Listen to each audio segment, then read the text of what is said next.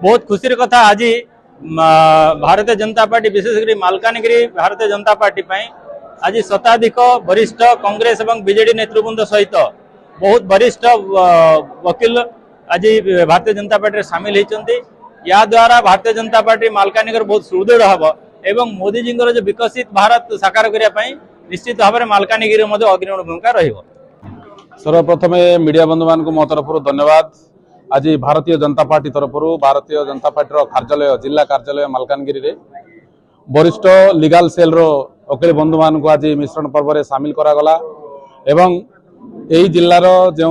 वरिष्ठ नेतृमंडली बीजेडी कांग्रेस जो मैंने थिले सेमाने मध्य आज मिश्रण पर्व में सामिल होती शताधिक कर्मी आज भारतीय जनता पार्टी जोग देइचंती एवं भारतीय जनता पार्टी आग को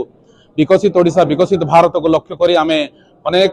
भाई मान को यही भारतीय जनता पार्टी मिश्रण पर्व करी यही जिला को विकसित आड़ को नहीं जीवार लक्ष्य रखिछु।